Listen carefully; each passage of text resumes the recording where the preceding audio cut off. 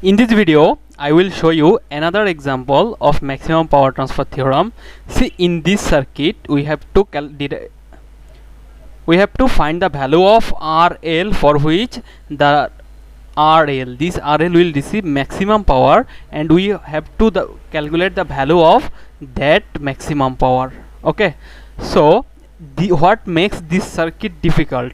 See, in this circuit, the RL is situated in the middle of this whole circuit. After that, this circuit contains two voltage source and a single current source. These total things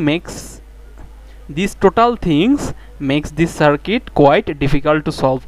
Let me proceed. At first, we have to find out the value of RTH, because when load resistance RL equal to RTH, then the load resistance will receive maximum power, and the value of maximum power PL max will be equal to VTH square divided by 4 RTH. That means after calculating Thevenin resistance, I have to calculate our Thevenin voltage.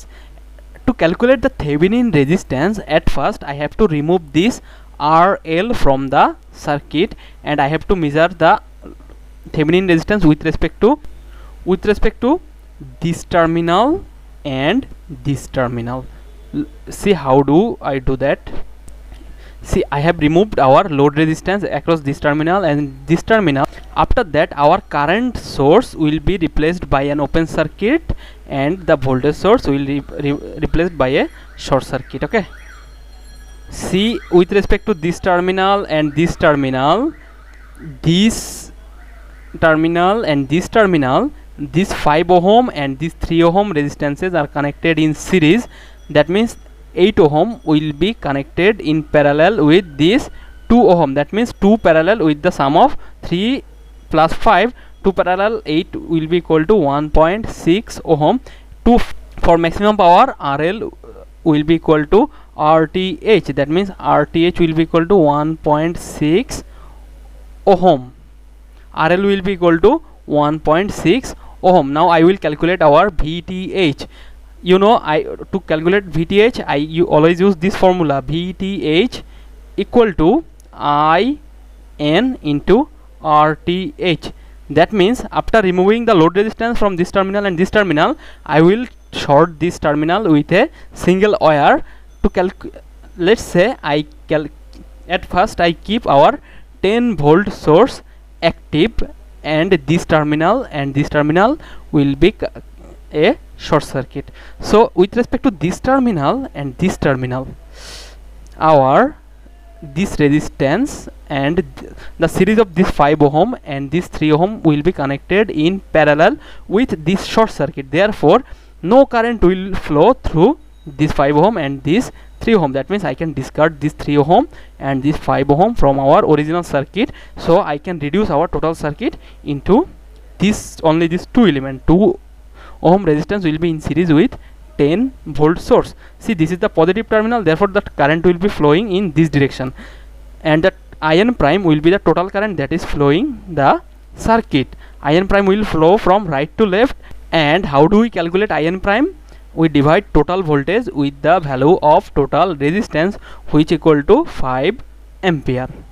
After that, I will keep our 20 volt source active. When I keep this 20 volt source active, then the current source will be replaced by open circuit and the voltage source will be replaced by a short circuit. Now see, this A terminal and B terminal will be connected in a short circuit, so this 2 ohm resistance will be discarded from our circuit. That means the total circuit will be the series of this 5 ohm resistor and the total circuit will be the series of this 3 ohm and this 5 ohm resistor, and the current that is flowing through this path will be equal to the current through this path, and that is the total current that is flowing for this 20 volt in the circuit. So how do we calculate total current? We divide total voltage with the value of total resistance in the circuit. That means IN double prime will be equal to 2.5 ohm, 5 ampere, and the direction of IN double prime will be from left towards right. After that, I will keep our 6 ampere current source active. Okay, If I keep the 6 ampere current source active, then this voltage source will be replaced by short circuit, and this voltage source will also replaced by another short circuit. See, I have to connect this A and B terminal with a short circuit, then this 2 ohm resistance will be discarded from our circuit. Then our new circuit will look like this. Okay, see the current, we have to measure the current that is flowing through this A B path, and that current will be the current that is flowing through this whole branch.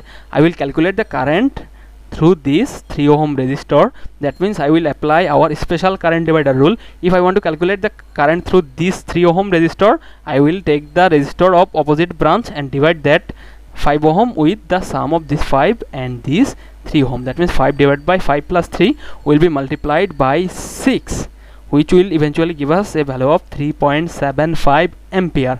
Now look at the direction of IN triple prime.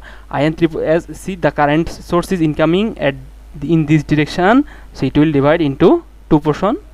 So the direction of current will be IN triple prime will be from left towards right. Now IN double prime was also flowing from left to right, and IN prime was flowing from right to left. That means I subtract IN prime from the sum of IN double prime and IN triple prime, which will give us the value of IN. IN will be equal to 1.25 ampere. How do we calculate our Thevenin voltage? We multiply Norton current with the value of Thevenin resistance. Here Norton current equal to 1.25 ampere and Thevenin resistance equal to 1.6. If I multiply them, I will get equal to 2 volt. Now I will calculate our maximum power that will be delivered to the load resistor RL. That will be VTH whole square divided by 4 RTH. The value of VTH equal to 2 square equal to 4, RTH equal to 1.6. Then I will get this power 0.625 watt. This power will be delivered to our load resistor RL when the load resistor equal to 1.6 ohm.